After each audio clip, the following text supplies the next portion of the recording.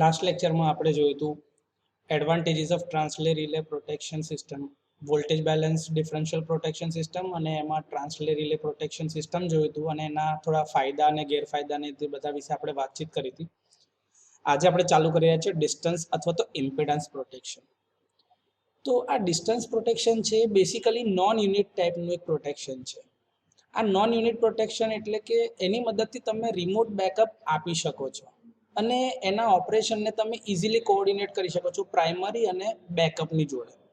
તો એની અંદર તમને એક ઇકોનોમિકલ એડવાન્ટેજ રહે છે કે જેથી તમારે સિસ્ટમને ડુપ્લિકેટ કરવી નથી પડતી અને પ્રોટેક્શન ઇઝીલી આપી શકાય છે.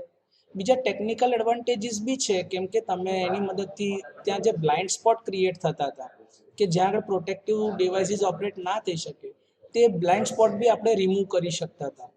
તો એ તો છે જ, એની સાથે સાથે આપણી સિસ્ટમની રિલાયબિલિટી અને સિસ્ટમની સ્ટેબિલિટી બી ઇમ્પ્રૂવ કરી શકતા હતા, જેથી કરીને સિસ્ટમની સિક્યુરિટી બી આગળ જતા વધે. તો જે પ્રોટેક્ટિવ ડિવાઇસીસની જે મેઇન રિક્વાયરમેન્ટ હતી ને એ આપણે ઇઝીલી ફૂલફિલ કરી શકીએ છીએ with the help of this distance protection.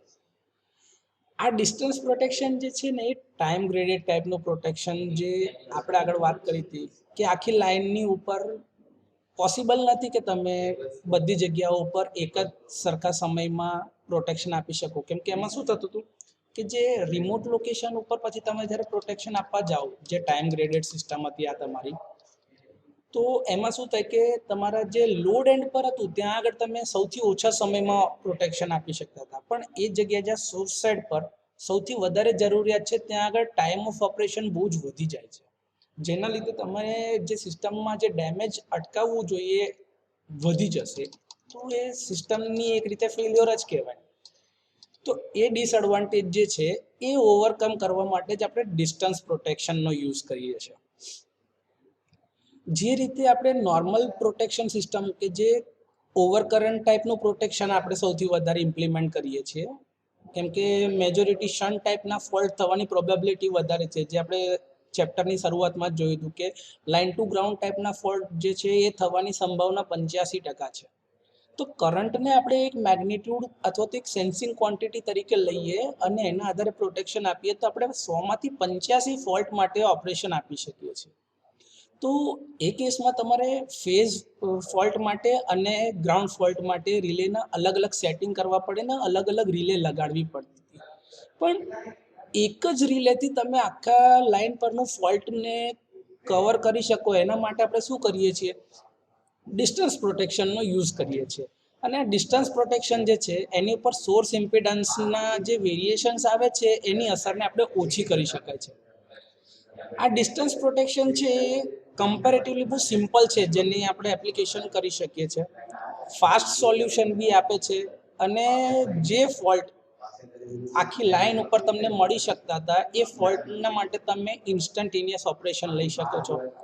Plus આપણને બીજું બી ખબર છે કે આ નોન યુનિટ પ્રકારનું પ્રોટેક્શન છે, તો આપણે એમાં પ્રાઇમરી પ્રોટેક્શન તો આપીએ જ છે, સાથે સાથે આપણે એને રિમોટ બેકઅપ પ્રોટેક્શન બી આપી શકીએ છીએ. અને આની જ મદદથી આપણે એની અંદર યુનિટ પ્રોટેક્શન બી સેન્સ કરી શકીએ જો આપણે એની સાથે કમ્યુનિકેશનના ચેનલ યુનિટ પ્રોટેક્શન બી આપી શકીએ જો આપણે એની અંદર કમ્યુનિકેશનના સિગ્નલને ઇન્કોર્પોરેટ કરીએ, તો સિસ્ટમની સિક્યુરિટી અને સ્ટેબિલિટી અને આપણે વધારી શકીએ છીએ. તો ડિસ્ટન્સ પ્રોટેક્શનમાં સર પ્રોટેક્શન કેવી રીતે આપણે આપીએ છીએ, તો કે છે કે ડિસ્ટન્સ અથવા તો ઇમ્પિડન્સ પ્રોટેક્શનમાં આપણે જે ટ્રાન્સમિશન લાઇન કે જેને આપણે પ્રોટેક્ટ કરવાના છે એનો ઇમ્પિડન્સ જે હોય છે એની વેલ્યુને આપણે મેજર કરીએ છીએ અને એ જે વેલ્યુ આવે છે, જે ઝેડ ઇમ્પિડન્સ જે ટોટલ લાઇન ઉપર, એ વેલ્યુને આપણે સેટ વેલ્યુ તરીકે રિલેમાં ફીડ કરીએ છીએ. હવે જો આ સેટ ઇમ્પિડન્સ કરતાં રિલેનો ઇમ્પિડન્સ ઓછો હશે, મતલબ કે ફોલ્ટ લાઇનની અંદર થયો છે, આપણે જાણીએ છીએ કે Z is directly proportional to the length of the transmission line, એટલે કે ઇમ્પિડન્સ એ લંબાઈના સમપ્રમાણમાં છે. જો ઇમ્પિડન્સ વધારે છે મતલબ કે લાઇનની ઉપર કોઈ જાતનો ફોલ્ટ થયો નથી, સેટ વેલ્યુ કરતાં ઇમ્પિડન્સ ઓછો મતલબ કે એ લાઇનની રેન્જમાં જ ક્યાંક ફોલ્ટ થયો છે. તો સેટ વેલ્યુ જ્યાં આગળ હશે એના કરતાં જો ઓછો ઇમ્પિડન્સ રિલેને દેખાશે તો રિલે ટ્રિપ સિગ્નલ આપશે. તો સર રિલેને ઇમ્પિડન્સ કેવી રીતે ખબર પડશે, તો તો રિલેની ઇમ્પિડન્સ ખબર પડવા માટે આપણે એની પાસેથી બે સિગ્નલ લઈશું, એક કરંટનું અને બીજું વોલ્ટેજનું. કરંટ કયો તો કે તમે જે લાઈન કરંટ લેવાના છો એ લાઈન કરંટની વેલ્યુ અને લાઈન વોલ્ટેજની વેલ્યુ કન્ટિન્યુઅસલી લઈ લો. સર એ કરંટ અને વોલ્ટેજના સિગ્નલ અમને ક્યાંથી મળે? તો કે કરંટનું સિગ્નલ તમને કરંટ ટ્રાન્સફોર્મર એટલે કે સીટીની તરફથી મળી જશે. સીટીની સેકન્ડરી સાઈડમાં આપણે રિલે લગાડેલી હોય છે એ પ્રમાણે. અને પીટી એટલે કે પોટેન્શિયલ ટ્રાન્સફોર્મરની મદદથી તમે વોલ્ટેજને એક્સટ્રેક્ટ કરી શકો છો. એટલે વોલ્ટેજ અને કરંટ બંનેનું ઇનપુટ આવશે અને વોલ્ટેજ અને કરંટના રેશિયોને જ આપણે ઇમ્પિડન્સ કહીએ છીએ. તો વી અપોન આઈની કિંમત જે છે એના આધારે તમને ઇમ્પિડન્સ ઝેડ મળી જશે. અને આ ઝેડ આખી ટ્રાન્સમિશન લાઇનની લંબાઈ એકવાર ઇન્સ્ટોલ થઈ જાય પછી બદલાતી નથી. તો એ લંબાઈના આધારે તમારો આ ઇમ્પિડન્સ કોન્સ્ટન્ટ હશે. એટલે કે ઝેડ એસ જે સેટ વેલ્યુ તમે ઇમ્પિડન્સની નાખો છો એ ફિક્સ છે. જો આના કરતાં ઓછો ઇમ્પિડન્સ આવે મતલબ કે એ ટ્રાન્સમિશન લાઇનમાં ક્યાંક ફોલ્ટ થયો છે. આને સમજવા માટે આ એક એક્ઝામ્પલ જરા જોઈએ. તમે જો અહીંયા જોઈ શકો છો આ આપણું એક જનરેટર છે, આ ટ્રાન્સફોર્મર છે, આ આપણી એક બસ બાર છે જે જ્યાંથી આપણે વોલ્ટેજ અથવા તો કરંટને એટલે કે પાવરને આપણે સિસ્ટમમાં ઇન્જેક્ટ કરીએ છીએ. તો આ આપણો સોર્સ એન્ડની બસ છે, એસ એટલે સોર્સ એન્ડની બસ. ત્યાંથી પહેલી બસ આવી એ બસ સુધી, બી સી ડી આ ચાર અલગ અલગ સેક્શન છે. દરેક સેક્શનમાં સર્કિટ બ્રેકર લગાડેલા છે અને એની સાથે સાથે રિલે બી લગાડેલી છે જેને સીટી અને પીટીની મદદથી આપણે ઇનપુટ આપીએ છીએ. એટલે કે ડિટેલ ડાયાગ્રામ અહીંયા આગળ બતાવ્યો નથી. સિમ્પ્લિસિટી માટે તમે સમજો કે અહીંયા આગળ દરેક સર્કિટ બ્રેકર આ ઝોન માટેનું ઓપરેશન આપે છે. એ સર્કિટ બ્રેકરને ઓપરેટ કરવા માટે દરેક ઝોનમાં એક રિલે લગાડેલી છે. રિલે આપણી ડિસ્ટન્સ પ્રોટેક્શન માટે લગાડેલી છે એટલે એને બે ઇનપુટ આપણે આપીશું, એક હશે વોલ્ટેજનું અને એક હશે કરંટનું. તો એ દરેક જગ્યા ઉપર રિલેને ઇનપુટ મળતા જશે. સપોઝ આ સેક્શન એસ એ સેક્શન છે એનો ઇમ્પિડન્સ છે સેટ વેલ્યુ Z1, AB સેક્શનનો set value of impedance Z2, BC સેક્શનની અંદર set value of impedance is Z3 અને CD સેક્શનનો set value of impedance is Z4 છે. તો ટોટલ S થી લઈને D સુધીનો જો ઇમ્પિડન્સ તમે કેલ્ક્યુલેટ કરો તો શું થશે? Z1 plus Z2 plus Z3 plus Z4 આખો ટોટલ ઇમ્પિડન્સ S છે. સર સી સેક્શન સુધી એટલે કે આ બસ સુધીનો ઇમ્પિડન્સ ગણીએ તો કેટલો થાય? તો કે Z1 plus Z2 plus Z3. બી સેક્શન સુધીનો ઇમ્પિડન્સ કેટલો થાય? તો કે Z1 પ્લસ Z2 અને એ સેક્શન સુધીનો ઇમ્પિડન્સ કેટલો છે? Z1. ઓકે, ધારો કે આપણો ફોલ્ટ કેટલો થયો? તો કે અહીંયા આગળ ફોલ્ટ થાય છે આ લોકેશન પર એટલે કે આ પોઈન્ટ ઉપર. તો રિલે આપણી જે છે ફોલ્ટનો ઇમ્પિડન્સ કેવી રીતે માપશે? તો રિલે પાસે અત્યારે આપણે કોઈ ડાયરેક્શનલ ફીચર નથી. તો સૌથી પહેલા આ રિલે જોશે. તો આની આગળ આ રિલેને ફોલ્ટનો ઇમ્પિડન્સ કેટલો થશે સેટ થયેલો? તો કે Z1 plus Z2 plus ZF એટલે કે Z જેટલો ઇમ્પિડન્સ. તો એ વેલ્યુ જે Z1 plus Z2 plus Z એ આ Z1 કરતાં વધારે છે. ઓકે, જો એ વધારે છે તો આ રિલે એના માટે ઓપરેટ નહીં થાય. મતલબ કે આ સેક્શનની રિલે ઓપરેટ થશે નહીં. મતલબ કે અહીંથી એસ થી લઈને આ એ બસ સુધી એટલે કે આ ઝોન છે એ તમારો હેલ્ધી છે, આમાં રિલેને ઓપરેટ થવાનું નથી. અગેન અહીંયા આગળથી જોશે તો એનો ઇમ્પિડન્સ કેટલો મળે? તો કે Z2 પ્લસ Z જેટલો અને સેટ વેલ્યુ છે Z2 જેટલી જ. તો રિલે અહીંયા આગળ બી ઇમ્પિડન્સની જે કિંમત મળે છે, રિલેને જે દેખાય છે ઇમ્પિડન્સ, એ વેલ્યુ એને સેટ વેલ્યુ કરતાં વધારે છે તો રિલે ટ્રિપ સિગ્નલ નહીં આપે. મતલબ કે આ બી સેક્શન સુધી હેલ્ધી લાઈન જ છે તો આ બે સેક્શનની રિલે ઓપરેટ થશે નહીં. હવે આ રિલે અહીંયા આગળ આવી તો એનો સેટ વેલ્યુ ઇમ્પિડન્સની કેટલી છે? Z3 છે જે આટલી લંબાઈ સુધી છે. ફોલ્ટ અહીંયા આગળ થાય છે Z વેલ્યુ પર, તો એ ઇમ્પિડન્સની value Z is less than Z3 એટલે કે Z3 કરતાં ઓછો ઇમ્પિડન્સ મળે છે. યસ, તો રિલે ટ્રિપ સિગ્નલ આપશે. મતલબ કે આ બ્રેકર ઓપરેટ થશે. સેક્શન BC ની અંદરમાં જે બ્રેકર લગાડેલું છે એ પ્રાઇમરી પ્રોટેક્શનમાં ઓપરેટ થશે. તો આ રીતે ડિસ્ટન્સ પ્રોટેક્શનમાં તમે ડિસ્ક્રિમિનેશન બી લઈ શકો છો, કેમ કે એનું ડિસ્ક્રિમિનેશન જે છે એના ઇમ્પિડન્સની સેટ વેલ્યુ પરથી જ મળે છે. ઓકે, બસ આ એ જ વાત લખેલી છે જો બધી છે. એટલે કઈ રિલે ઓપરેટ થશે ને કઈ રિલે ઓપરેટ નહીં થાય એ જરા ડિટેલમાં અહીંયા આગળ વાતચીત કરી છે. તે આપણે જોયું કે ભાઈ રિલે એટ બી પોઈન્ટ, એટલે આ સાઈડથી પાવર ફ્લો આ ડિરેક્શનમાં થાય છે, તો રિલેને પાવર ફ્લોની ડિરેક્શનમાં અહીંયા આગળ જે રિલે લગાડીએ છે એટ બસ બી ઓપરેટ થશે આ ફોલ્ટ માટે, બાકીના સેક્શનની રિલે ઓપરેટ થશે નહીં. ઓકે, તો સર આ ઇમ્પિડન્સ રિલેના ડિસએડવાન્ટેજીસ શું છે? તો સૌથી પહેલો કે ભાઈ આજે તમે ઇમ્પિડન્સ રિલે લગાડો છો તો અમુક વાર કેવું થાય કે એ સ્મોલ અથવા તો મીડિયમ ટ્રાન્સમિશન લાઇનમાં આપણે ઇમ્પિડન્સ રિલે લગાડીએ છીએ, તો ત્યાં રિલેમાં જે ટ્રાન્સમિશન લાઇન જે છે એની લંબાઈ રિલેટિવલી ઓછી છે, એટલે કે 80 કિલોમીટર કે એના કરતાં ઓછીની લંબાઈવાળી લેન્થ છે. તો આ કેસમાં શું બને છે કે જે ફોલ્ટના લીધે જે આર્કનો જે રેઝિસ્ટન્સ હોય છે એની વેલ્યુ વધારે હોય છે as compare to the actual fault resistance. તો રિલેને જે રેઝિસ્ટન્સ દેખાય છે એ એની એકચ્યુઅલ વેલ્યુ કરતાં વધારે દેખાશે. તો જેના લીધે શું થશે કે એનો ઇમ્પિડન્સ જે એકચ્યુઅલ હશે એના કરતાં વધારે દેખાશે. તો રિલે ડિસ્ક્રિમિનેટ નહીં કરી શકે કે એને ઓપરેટ થવાનું કે નહીં. તો આ એક સૌથી મોટો ડિસએડવાન્ટેજ આવે છે ઇમ્પિડન્સ રિલે સાથે. તો આ સર આ ઇમ્પિડન્સ રિલે એટલે કે આ પ્રશ્ન ફક્ત ને ફક્ત સ્મોલ અથવા તો મીડિયમ ટ્રાન્સમિશન લાઇન સાથે જ થાય છે અને દરેક કેસમાં જ આવું થશે એવું નહીં થાય. પણ આ એક પ્રોબ્લેમ આવે છે જેના લીધે રિલેની એકચ્યુઅલ જે વેલ્યુ ફોલ્ટ ટાઈમના ઇમ્પિડન્સની હશે એના કરતાં કંઈક વધારે જ એને દેખાશે બીકોઝ ઓફ આર્ક રેઝિસ્ટન્સ. બીજું એક ડિસએડવાન્ટેજ એવું છે કે આ જે સિમ્પલ ઇમ્પિડન્સ રિલે આપણે લગાડીએ છીએ ને એમાં અત્યારે કોઈ જાતની સિલેક્ટિવિટી લગાડેલી નથી, એટલે કે ફોલ્ટ અહીંયા આગળ થયો છે કે અહીંયા આગળ થયો છે તો રિલેને ખબર કેવી રીતે પડશે? બીજું કે એની સાથે કોઈ ડાયરેક્શનલ ફીચર નથી લગાડેલું, એટલે ફોલ્ટનો કરંટ કોઈ બી ડિરેક્શનમાં જાય રિલે ટ્રીપ સિગ્નલ આપવાની છે. તો આ પ્રોબ્લેમ એટલે કે રિલેની સિલેક્ટિવિટી પ્રોપર્ટી મેન્ટેન થઈ શકે એના માટે જો તમારે રિલેની અંદર રિલાયબિલિટી વધારવી હોય તો એમાં ડાયરેક્શનલ ફીચર આપવું પડે, એટલે કે એને ઓપરેટ થવા માટેની દિશા આપવી પડે. આ ડાયરેક્શનલ ફીચર જો તમે આપશો તો આ પ્રોબ્લેમનું સોલ્યુશન મળી શકે છે, એટલે કે રિલેને ખબર પડશે કે એને કઈ ડાયરેક્શનમાં ઓપરેટ થવાનું છે ને કઈ રિલે ઓપરેટ થવાનું છે. આપણી સિસ્ટમ ઇન્ટરકનેક્ટેડ સિસ્ટમ છે એટલે પાવર બંને ડિરેક્શનમાં આવશે, એટલે અહીંયા આગળ બસ સી પર બી બીજી એક રિલે આપણે લગાડી હશે તો જો ફોલ્ટ અહીંયા થતું હોય ને તો બસ સી વાળી રિલે બી ઓપરેટ થાય ને બસ બી વાળી રિલે પણ ઓપરેટ થવું પડે. જો ઇન્ટરકનેક્ટેડ સિસ્ટમ અથવા તો બાય ડાયરેક્શનલ પાવર ફ્લો હોય, અહીંયા બીજું કોઈ તમે પાવર સોર્સ લગાડ્યો હોય આવો જનરેટર, તો ત્યાં તમારે ડાયરેક્શનલ ફીચર આપવું પડે.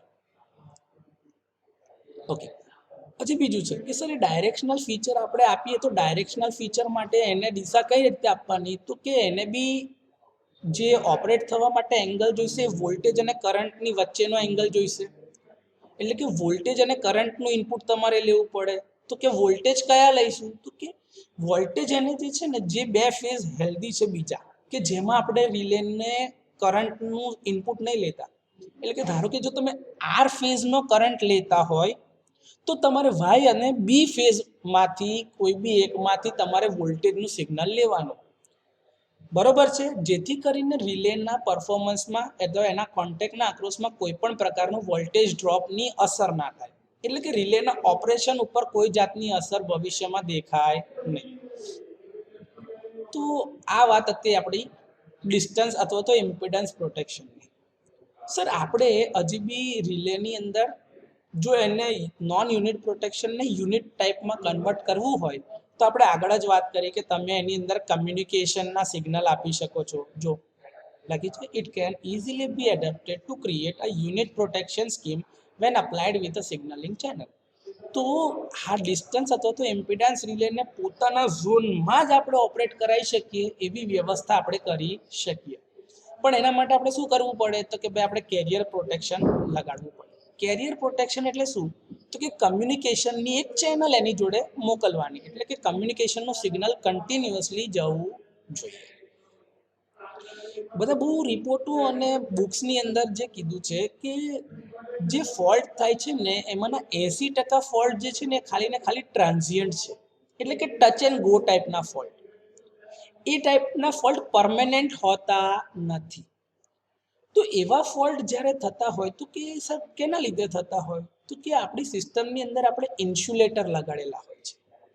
આ ઇન્સ્યુલેટરની આજુબાજુની જે એર હોય છે એ આયોનાઇઝ થયેલી હોય, અને આયોનાઇઝ થયેલી એર હોય જેના લીધે શું થાય કે એ એરનું બ્રેકડાઉન થાય, જેના લીધે તમારી જે ઇન્સ્યુલેટરની ડિસ્ક જે બે હોય એની વચ્ચે ક્યાંક કન્ડક્ટિંગ મીડિયમ ક્રિએટ થાય, જેના લીધે એનો ઓફિશિયલ ક્રોસ સેક્શનલ એરિયા વધી જતો હોય, જેના લીધે ત્યાં આગળ ડિસ્ચાર્જ દેખાય તમને. તો આવા બધા ફોલ્ટ જે છે ટ્રાન્ઝિયન્ટ ફોલ્ટ છે અને એની મેસેજ સિસ્ટમમાંથી નીકળી જાય. તો એના માટે શું કરવાનું હોય સર? એના માટે તમારે કશું જ નહીં કરવાનું. તમે એની અંદર ઇન્ટરપ્ટરની યુઝ કરી શકો, અથવા તો આર્કનો જે પાથ જે આવતો હોય એને વધારી શકો, કે જેથી કરીને એની વચ્ચે જે એર જે છે બે જે તમારી ડિસ્ક છે એની વચમાંની એર જે છે એને તમે ડીઆયોનાઇઝ કરી દો, જેથી એની અંદર કોઈ ચાર્જ પાર્ટિકલ રહે નહીં. અને જો ફોલ્ટ પરમેનન્ટ પ્રકારનો છે તો ત્યાં આગળ રિક્લોઝર વાપરવાની જરૂરત નથી, કેમ કે પરમેનન્ટ છે તો રિલે તમારી સેન્સ કરશે ને ટ્રિપિંગ સિગ્નલ આપશે જ આપશે, તો ત્યાં આગળ તમારે એને રિક્લોઝ કરવાની જરૂર નથી. પણ આપણે જાણીએ છીએ કે જો 80% ફોલ્ટ તમારા ટ્રાન્ઝિયન્ટ ફોલ્ટ હોય કે જે ટચ એન્ડ ગો ટાઈપના છે, તો ત્યાં આગળ રિક્લોઝર લગાડવું હેલ્પફુલ છે, કે જેથી કરીને શું કરી શકીએ કે આપણે આઉટેજ ટાઈમ ઓછો કરી શકીએ, સિસ્ટમની અંદર સપ્લાયની અવેલેબિલિટી વધારી શકીએ, જેના લીધે તમને લોસ ઓફ રેવન્યુ જે થતો હોય એ ઓછો કરી શકાય. બીજું કે આપણી જે મોટા ભાગની લાઈનો જે છે ને એ કાં તો હાઈ વોલ્ટેજ છે કાં તો એક્સ્ટ્રા હાઈ વોલ્ટેજ લાઈન, એટલે કે 132 કેવી, 220 કેવી, 400 કેવી, 765 કેવી એવા ઊંચા વીજ દબાણવાળી આપણી ટ્રાન્સમિશન લાઇન્સ છે. તો ત્યાં આગળ બની શકે કે ઇન્ટરકનેક્ટેડ સિસ્ટમમાં બંને બાજુ પર આપણે સપ્લાયના સોર્સ લગાડેલા છે. હવે એ કેસમાં જો આવા ટ્રાન્ઝિયન્ટ ફોલ્ટ થાય અને એને ઇઝીલી તમે ક્વેન્ચ કરી દો, તો એના માટે તમારે ઇન્સ્ટન્ટેનિયસ પ્રોટેક્શન આપવું પડે બંને એન્ડ ઉપર, અને બંને પ્રોટેક્શન, બંને જે બ્રેકર છે એક સાથે ઓપરેટ થવા જોઈએ, એટલે કે સાયમલ્ટેનિયસ ઓપરેટ થવા જોઈએ. તો રિક્લોઝર અટેમ્પ્ટ મળે એ પહેલા જ બંને બ્રેકર એક સાથે ઓપરેટ થવા જોઈએ, ઇન્સ્ટન્ટેનિયસલી અને સાયમલ્ટેનિયસલી. ઇન્સ્ટન્ટેનિયસલી એટલે તરત જ, અને સાયમલ્ટેનિયસલી એટલે બંને બાજુ એક સાથે. બરાબર? તો સર આ કેરિયર રેડિયેટ પ્રોટેક્શનની જરૂર અમને કેમ પડી? તો કે જો આપણી જે સ્ટેપ ડિસ્ટન્સ કેરેક્ટરિસ્ટિક હતી ને, તો આ તમે ટ્રાન્સમિશન લાઈન જુઓ, આ ટ્રાન્સમિશન લાઈન આ બસ એ પર છે, એ થી લઈને બી સુધીમાં ટ્રાન્સમિશન લાઈન જે છે ને એનું પ્રોટેક્શન અહીંથી તમે જુઓ તો આ ડાયરેક્શનમાં 80% આપણે સેટ વેલ્યુ રાખેલી છે, જેથી કરીને કદાચ આ 20% માર્જિન ઓવર રીચના લીધે આપણે એડ કરેલો હોય, તો ઓવર રીચ થાય તો બી રિલેનું ઓપરેશન આ લેન્થથી આગળ જાય નહીં. તો એના માટે તમે ટ્રાન્સમિશન લાઇનમાં જે ઇમ્પિડન્સ રિલે જે છે એને 80% સુધી પર રાખીએ છીએ, એટલે કે આ 80% માટે આ રિલે ઇન્સ્ટન્ટેનિયસ ઓપરેટ થાય અને એના પછીથી થોડાક ટાઈમ ડિલે પછી ઓપરેટ થાય. જે બીજો સેક્શન છે એ અહીંયા આગળના 20% ને અહીંયા આગળના બીજા 50% આ રેન્જ સુધી હોય છે. એટલે કે સેક્શન 1માં 80% ઓફ લેન્થ કન્સિડર કરવાની, બીજા સેક્શન માટે 20% ઓફ ફર્સ્ટ સેક્શન અને 50% ઓફ નેક્સ્ટ સેક્શન, એટલે ટોટલ 70%માં ટાઈમ ડિલે, કે જેમાં T1 જેટલો ડિલે આપણે આપીને બેકઅપ પ્રોટેક્શનમાં ઓપરેટ થવાનું, ઇન્સ્ટન્ટેનિયસ ઓપરેશન મળે નહીં. અને 3 સ્ટેપ ડિસ્ટન્સ એટલે કે ત્રીજા ઝોન માટે જ્યારે સેટિંગ કરવામાં આવે તો આ બીજી લેન્થના 50% અને આ બીજા 20%, એટલે ટોટલ 70%માં અગેન ટાઈમ ડિલેડ ઓપરેશન આપી શકાય. તો એક જ ઇમ્પિડન્સ રિલેથી તમે પ્રાઇમરી, બેકઅપ અને બીજી બાજુ બી બેકઅપ પ્રોટેક્શન આપી શકાય છે. તો એક જ રિલેથી તમે કેટલું બધું બેકઅપ અને પ્રાઇમરી પ્રોટેક્શન આપી શકો છો, તો આ રિલેનું એડવાન્ટેજ છે. પણ સર ડાયરેક્શનલ ફીચર તમે આપ્યું, તો આ બાજુ બી બીજો એક સોર્સ છે, આ બસ બી થી તમે 80% કન્સિડર કરો તો અહીંયાથી 80%માં આ પર ઇન્સ્ટન્ટેનિયસ ઓપરેશન, આ બીજા 20% જે રહી ગયા એ પ્લસ અહીંના બીજા 50%માં તમને ડિલેડ પ્રોટેક્શન મળે છે, અને બીજા 50% આના અને 20% આના પર ઓર વધારે ટાઈમ ડિલે લઈને પ્રોટેક્શન આપશે. તો અહીંયા તમે જોવા જાઓ તો આખી ટ્રાન્સમિશન લાઇનની જે 100% લેન્થ હતી ને એમાંથી 20% આ બાજુના, કેમ કે આ ડીલે છે અને આ બાજુ બી ડીલે છે, તો 20% અને 20%, ટોટલ 40% ઓફ ટ્રાન્સમિશન લાઇનમાં આપણે ઇન્સ્ટન્ટેનિયસ પ્રોટેક્શન આપી શકતા નથી. બંને બાજુથી જો કન્સિડર કરીએ તો ફક્ત ને ફક્ત 60% ટ્રાન્સમિશન લાઇન જે છે વચ્ચે, એમાં જ તમે ઇન્સ્ટન્ટેનિયસ પ્રોટેક્શન આપી શકો છો. એટલે જ આ પ્રોબ્લેમને સોલ્વ કરવા માટે આપણે કમ્યુનિકેશન ચેનલનો યુઝ કરીશું. એટલે કે કેરિયર એડેડ પ્રોટેક્શનની જરૂરિયાત એટલા માટે છે કે જેથી કરીને આખી લાઈન ઉપર થ્રુ આઉટ બંને બાજુની સાઈડ ઉપર તમને ઇન્સ્ટન્ટેનિયસ પ્રોટેક્શન મળી રહે. જો સૌથી પહેલી જ વાત કે ભાઈ આપણે આખી ટ્રાન્સમિશન લાઇન પર બંને છેડા પરથી 100% ટ્રાન્સમિશન લાઇન ઉપર ઇન્સ્ટન્ટેનિયસ પ્રોટેક્શન આપી શકીએ. એના જ માટે આપણે કેરિયર એડેડ પ્રોટેક્શન સ્કીમનો ઉપયોગ કરીએ છીએ. જેમ જેમ ફોલ્ટનું ડિસ્ટન્સ વધતું જશે તો એ પોસિબલ નહીં થઈ શકે આપણા માટે કે ફોલ્ટ ટ્રાન્સમિશન લાઇનની જસ્ટ પછી છે કે ટ્રાન્સમિશન લાઇનની જસ્ટ પહેલા છે, કેમ કે ઇમ્પિડન્સમાં એટલો મોટો ફરક નહીં દેખાય આગળ જઈશું એ પ્રમાણે. તો રિલેને ખબર નહીં પડે કે એને ઓપરેટ થવાનું છે કયા ઝોનમાં, કે વેધર એને ધારો કે અહીંયા આગળ ફોલ્ટ થાય કાં તો અહીંયા ફોલ્ટ થાય તો ટ્રાન્સમિશન લાઇનના જે સેટ વેલ્યુ ઓફ ઇમ્પિડન્સ હોય એમાં બહુ ઓછો ફરક દેખાય. તો એને એ જ ના ખબર પડે કે એને કેટલા ડીલે પછી ઓપરેટ થવું છે, કે T1 જેટલો ડીલે લે કે T2 જેટલો ડીલે લે. એને ખબર જ નહીં પડે કે રિલેને કે ભાઈ એને કેટલા ડીલે પછી ઓપરેટ થવાનું છે. તો આ કેસમાં રિલેની જે રિલાયબિલિટી પ્રોપર્ટી હશે, જે સેન્સિટિવિટી પ્રોપર્ટી હશે, જે સિલેક્ટિવિટી પ્રોપર્ટી હશે, અને મોસ્ટ ઇમ્પોર્ટન્ટ કે ડિસ્ક્રિમિનેશન જે પ્રોપર્ટી છે એની એ સેટિસ્ફાય નહીં થતી. તો એ કેસની અંદર જો કેરિયર એડેડ પ્રોટેક્શન તમે લગાડ્યું હોય તો જેમ જેમ ફોલ્ટ એ સેક્શનની બહાર જાય તો તમને જો ફોલ્ટની અંદર જે ફેઝ ચેન્જ મળશે ને એમાં 180 ડિગ્રીનો ફેઝ ચેન્જ મળશે. તો કે એ કઈ બાજુ 180 ડિગ્રીનો ફેઝ શિફ્ટ મળશે, કે ભાઈ ફોલ્ટ એ બસની આગળ છે કે બસ આવતા પહેલા છે, અને એમાં પાછું નક્કી થશે કે ભાઈ ફાર એન્ડથી છે કે નિયર બાય એન્ડમાં છે, એટલે કઈ દિશામાં છે. કેમ કે આ ડાયરેક્શનનો ફ્લો આ ડિરેક્શનમાં છે, અહીંયાથી ફ્લો આ ડાયરેક્શનમાં છે, અને બંને ફ્લોની ડાયરેક્શન એકબીજાથી એકદમ વિરુદ્ધમાં છે, 180 ડિગ્રી આઉટ ઓફ ફેઝ. અને એ જ નક્કી કરવા માટે જ તમે કેરિયર એડેડ પ્રોટેક્શનને લગાડો છો. હવે કેરિયર એડેડ પ્રોટેક્શન જો તમે લગાડ્યું હશે તો તમારી પાસે એક્ઝેક્ટ ઇન્ફોર્મેશન હશે કે ભાઈ ફોલ્ટ કયા ઝોનમાં થયો છે ને કઈ ડાયરેક્શનમાં થયો છે. જે તમે કન્વેન્શનલ મેથડથી કે ભાઈ પાવરના સિગ્નલને લઈ લો અથવા તો ફ્રીક્વન્સી સિગ્નલ લો, કરંટ અને વોલ્ટેજના સિગ્નલ લો બંને બાજુથી, તો એની અંદરથી એને ડિસ્ટિંગ્વિશ એટલે કે જુદું પાડવા માટે જ સમય વધારે લાગે. તો આ પ્રોબ્લેમને સોલ્યુશન માટે જ આપણે કેરિયર એડેડ પ્રોટેક્શન સ્કીમનો યુઝ કરીએ છીએ. સર આ કેરિયર એડેડ પ્રોટેક્શનમાં તમે કહો છો કે આપણે કમ્યુનિકેશનનો સિગ્નલ વાપરવાના છે, તો કમ્યુનિકેશન સિગ્નલ જે લઈશું સર તે કયા પ્રકારના હોઈ શકે? તો કે જો સૌથી પહેલો ને સૌથી સાદું રસ્તો છે કે તમે લીઝ ટેલિફોન લાઈન લઈ લો, જે એક સબસ્ટેશનથી બીજા સબસ્ટેશન સાથે ઇઝીલી કમ્યુનિકેટ કરતી હોય.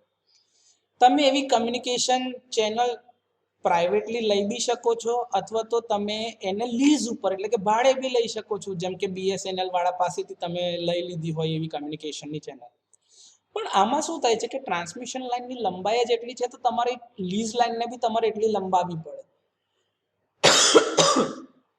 તો જેની અંદર મેન્ટેનન્સ અને ક્વોલિટી સર્વિસના ઇસ્યુ આવે અને એનો રનિંગ કોસ્ટ બી વધારે, કેમ કે દર મહિને તમારે એનું બિલ ભરવું પડે. તો એ રનિંગ કોસ્ટ બી વધારે છે અને એનો મેન્ટેનન્સ અને ક્વોલિટી ચાર્જીસ બી તમારે વધારે ભરવા પડે. પ્લસ જો ખરાબ થઈ જાય તો તમારો પ્રોટેક્શનમાંથી કેરિયર પ્રોટેક્શનની અવેલેબિલિટી જ જતી રહી, તો આ એટલું સક્સેસફુલ નથી સર. તો એના માટે શું કરાય કે વાયરલેસ કમ્યુનિકેશન પર સ્વિચ થઈ જઈએ. તો એમાં માઇક્રોવેવ કમ્યુનિકેશન તમે લઈ શકો. તો એ માઇક્રોવેવ કમ્યુનિકેશનની અંદર બી શું છે કે ભાઈ ફ્રીક્વન્સીની રેન્જ તો તમને સારી એવી મળે છે, 3 થી લઈને 30 ગીગાહર્ટ્ઝ સુધીની. અને આ જે કમ્યુનિકેશનની લાઈન જે છે ને એ આપણી જે લાઈન ઓફ સાઇટ જે છે એની સાથે એની ફ્રીક્વન્સી મર્જ થાય છે, જેના લીધે અમુક વાર પ્રોબ્લેમ આવી શકે અને એનો ઇનિશિયલ કોસ્ટ બી વધારે છે. તો આ પ્રોબ્લેમને દૂર કરવા માટે આપણે આટલા બધા સેટેલાઇટ મૂક્યા છે જે પૃથ્વીની આજુબાજુ ફરે છે. તો સર સેટેલાઇટ કમ્યુનિકેશનનો યુઝ કરી શકાય. જીઓ સ્ટેશનરી સેટેલાઇટનો યુઝ કરીને તમે આ રીતનું કમ્યુનિકેશન કરી શકો છો. પણ એમાં ફ્રીક્વન્સીની જે રેન્જ છે એ બી પાછી 3 થી 30 ગીગાહર્ટ્ઝની જ છે.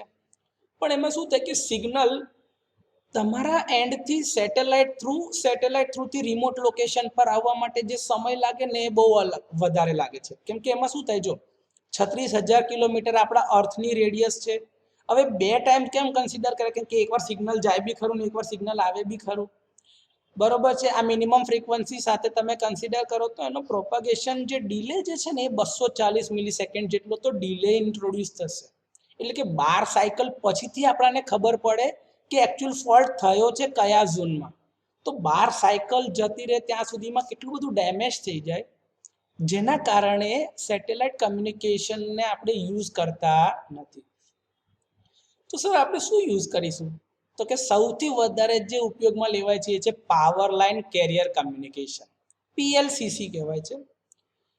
આ કમ્યુનિકેશનને હોટલાઇન કમ્યુનિકેશન કહે છે, કેમ કે આમાં કમ્યુનિકેશનના જે સિગ્નલ હોય છે એ તમારી મેઇન ટ્રાન્સમિશન લાઇનની ઉપર જ ઓવરલેપ થઈને જતા હોય. એટલે કે કેરિયર સિગ્નલ તરીકે તમારું મેઇન સિગ્નલની ઉપર જ સુપર ઇમ્પોઝ થઈ જાય અને દરેક સબસ્ટેશનની ઉપર તમે વેવ ટ્રેપર લગાડેલા છે જે આ હાઈ ફ્રીક્વન્સીના વેવ્સને ટ્રેપ કરશે, એટલે કે લઈ લેશે ને પાવરના સિગ્નલને જવા દેશે. એટલે કે કમ્યુનિકેશનના સિગ્નલને લઈને તમારી નેસેસરી ઇન્ફોર્મેશન પાસ ઓન કરશે અને રિલે એના આધારે નક્કી કરશે કે ફોલ્ટ થયો છે અથવા તો નહીં થયો, અને થયો છે તો કઈ ડાયરેક્શનમાં થયો છે. આમાં જે ફ્રીક્વન્સીની રેન્જ છે 50 થી 200 કિલોહર્ટ્ઝની રેન્જમાં હોય છે. એટલે આ આપણે વાપરીએ છીએ, કેમ કે આમાં તમારે એડિશનલ કોઈ વાયરો લગાડવાના નથી. તમારું કમ્યુનિકેશન ફક્ત ને ફક્ત મેઇન પાવર લાઇન કે જે ટ્રાન્સમિશન લાઇન પર તમે પાવર મોકલી રહ્યા છો એના ઉપર જ થઈ રહ્યું છે. તો સૌથી વધારે ઉપયોગમાં લેવાતું કમ્યુનિકેશન છે power line carrier communication. Sir carrier radiate પ્રોટેક્શનની ખાસિયત શું છે, તો કે છે કે જે આની અંદર જે પ્રોપાગેશન ડિલે અથવા તો જે કમ્યુનિકેશનનો જે ડિલે હતો જે 50 હર્ટ્ઝની ફ્રીક્વન્સી પર એ બહુ જ ઓછો છે. કેમ કે 50 હર્ટ્ઝ પરનો ડિલે તમે કેલ્ક્યુલેટ કરો તો 20 મિલીસેકન્ડ્સ મળે છે. પણ જો તમે કમ્યુનિકેશનની રેન્જ તમે જો 200 કિલોહર્ટ્ઝ, તો 1/200 ઇન્ટુ 10⁻³ તો એની વેલ્યુ હંમેશા તમારી 20 મિલીસેકન્ડ્સ કરતાં ઓછી જશે. તો આ ડિલે જે છે એ તમારો એ એક સાયકલનો જે ટાઈમ હશે એના કરતાં બી ઓછો મળે છે. એટલે કે ઓપરેશન તમને ફાસ્ટ મળી શકે છે. એટલે કે તમે બહુ નાની ઇન્ફોર્મેશનને બી જો એના પર પાસ કરો તો કેરિયર સિગ્નલ ઇઝીલી એને પાસ કરી શકે છે, જેથી તમારું પ્રોટેક્શનનો જે મેઇન પર્પસ છે એ સોલ્વ થઈ શકે છે. તમને બી ખબર છે કે ભાઈ પાવર સિસ્ટમ પ્રોટેક્શનની જરૂરિયાત કેમ છે, કેમ કે પાવર સિસ્ટમના જે ફોલ્ટ થતા હોય છે એ કમ્યુનિકેશન ચેનલની ઉપર બહુ અસર કરશે આગળ જતાં. તો પણ એ જ સિગ્નલ તમારું મેઇન પાવરની લાઇન પર જ જતું હશે તો એની ઇફેક્ટ બી ઓછી થઈ શકે છે. આ કેરિયર કમ્યુનિકેશનની જે ચેનલ છે એનો ફૂલ કંટ્રોલ એ જે કંઈ યુટિલિટી કંપની એટલે કે જે તે સબસ્ટેશન હશે, એક સબસ્ટેશનથી બીજા સબસ્ટેશન, તો એ ધારો કે જેટકોનું સબસ્ટેશન છે તો એ બધો જ કંટ્રોલ ખાલી ને ખાલી જેટકો પાસે જ છે. તો એ આખી કેરિયર ચેનલનો કંટ્રોલ એમની પાસે જ છે અને ટ્રાન્સમિશન લાઇનની ઉપર જ આપણે મોકલવાના છે. તો કંટ્રોલ બી ઇઝી છે અને ઇકોનોમિકલ બી છે. આ કેરિયર ઇક્વિપમેન્ટની અંદર આપણે શું લગાડીશું, તો કે ભાઈ એક બાજુની સાઈડ પર ટ્રાન્સમીટર ને એક બાજુની સાઈડ ઉપર રિસીવર લગાડવું પડશે. આ ટ્રાન્સમીટર ને રિસીવરની પેર એકચ્યુઅલી બધા સબસ્ટેશન પર લગાડવામાં આવે છે, કેમ કે બંને પાવર ફ્લો તમારો બધી દિશામાં છે, ઇન્ટરકનેક્ટેડ નેટવર્ક છે. તો આ ટ્રાન્સમીટર ને રિસીવરની પેર બધે લગાડેલી છે, કેમ કે જો એક ડિરેક્શનમાં પાવર જઈ રહ્યો છે તો જો એ ટ્રાન્સમિટ કરે તો એવું બી બની શકે કે જ્યારે બીજી ડિરેક્શનનો પાવર આવે તો એને રિસીવ બી કરવાનું છે. તો ટ્રાન્સમીટર ને રિસીવરની પેર બંને છેડા ઉપર લગાડેલી હોય છે. બરાબર છે. આ કેરિયર એડેડ પ્રોટેક્શનની અંદર તમારે જે સિગ્નલ ટ્રાન્સમિટ કરવાનું છે એનેથી તમે કાં તો ટ્રિપિંગ સિગ્નલને ઇનિશિએટ કરો અથવા તો ટ્રિપિંગ સિગ્નલને બ્લોક કરી શકાય. એ બંને પ્રકારના લોજિકમાં કેરિયર પ્રોટેક્શનની રિલેના ઓપરેશનને સેટ કરી શકાય છે. જ્યારે કેરિયર સિગ્નલની મદદથી જો તમે ટ્રિપિંગને ઇનિશિએટ કરતા હોય, એટલે કે ટ્રિપિંગ આપવાનું છે કેરિયર સિગ્નલની મદદથી, તો એને કહેવાય છે કેરિયર ટ્રિપિંગ સ્કીમ. અને જ્યારે કેરિયર સિગ્નલની મદદથી રિલેના ઓપરેશનને બ્લોક કરવાનું છે, એટલે કે આ બાજુની રિલેને ઓપરેટ નથી થવાનું, તો એ પ્રકારની અરેન્જમેન્ટને કહેવાય છે કેરિયર બ્લોકિંગ સ્કીમ. આના જ આધારે આ સ્કીમને બે અલગ અલગ ભાગમાં ક્લાસિફાઈ કરી શકાય. એક છે ફેઝ કમ્પેરિઝન સ્કીમ અને બીજું છે ડાયરેક્શનલ કમ્પેરિઝન સ્કીમ. આ બંને સ્કીમ વિશે આપણે ડિટેલમાં જોઈશું નેક્સ્ટ લેક્ચરમાં.